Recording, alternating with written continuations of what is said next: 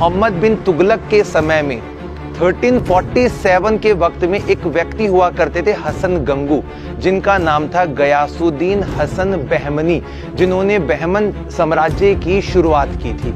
और उन्होंने जब अपने आप को स्वतंत्र घोषित किया, हसन गंगू ने, या जफर खान भी उनको कहा जाता है, तो उन्होंने अपनी राजधानी दौलताबाद को छोड़कर कर्नाटक के अंदर स्थित गुलबर्गा को बना लिया था। और उन्हीं के वंशावली के जो 9वें सुल्तान थे अहमद शाह, जिन्होंने इस किले को 1426 में शुरू किया और 1432 तक ये बड़ी बड़ी ऊंची प्राचीर यहाँ पर बनवा डाली, जो इस किले को और भी ज्यादा मजबूती देती थी। अब दोस्तों यहाँ पर काफी सारे आपको ये आर्चेस दिखाई दे रहे हैं, तो आप सोचेंगे कि किले में प्रवेश करते ही आर्चेस का क्या काम है। उसके लिए दोस्तों मैं थोड़ी ऊंचाई पे आपको लेकर जाऊंगा। किले को सुरक्षा देने के लिए पहले के वक्त में यहाँ पर गहरी गहरी खाई खुदवाई गई थी, और इस खाई को खोदने के लिए देख सकते चट्टानों को काटा गया है, तब जाकर ये खाई वाला जो काम है वो पूरा किया गया है। और यहाँ पर भरा रहता था पानी। जब कभी भी युद्ध की आशंका उन लोगों को हुआ करती थी तो इसमें पानी को कनेक्ट करके पूरे हिस्से को पानी से भर दिया जाता था। तकरीबन देखेंगे सामने वाली जो इसकी वॉल है दोस्तों, वो 20 फीट ऊंची बनी हुई है, और कॉर्नर पॉइंट पे जो आपको घुमावदार बुर्ज दिखाई दे रहे हैं, कुल मिलाकर 37 बुर्ज यहाँ बने हुए हैं।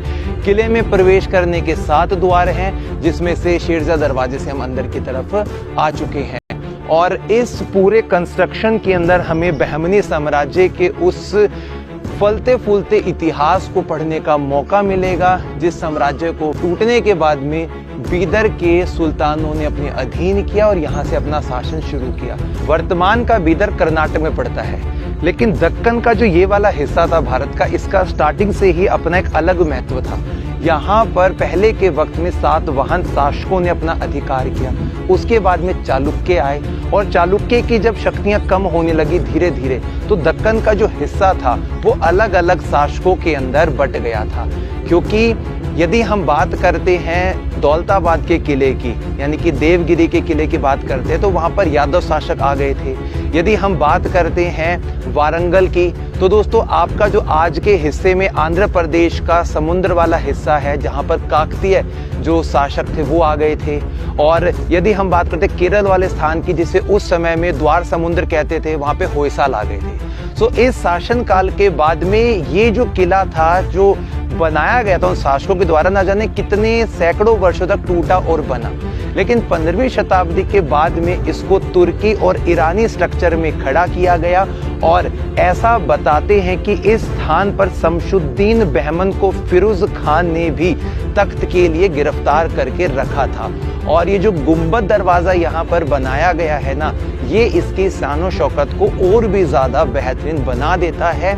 इसके आर्च का पैटर्न आप देख सकते हैं, ऊपर की तरफ सुरक्षा के गार्ड्स खड़े रहते होंगे, राइट लेफ्ट में बड़े बड़े गोल गुंबद बनाए गए हैं। और दोस्तों इन गुंबदों के ऊपर एक वक्त पहले रखी रहती थी बड़ी बड़ी तोपें, और उन्हीं तोपों के अंदर बारूद के गोले भरकर दुश्मनों को रोका जाता होगा।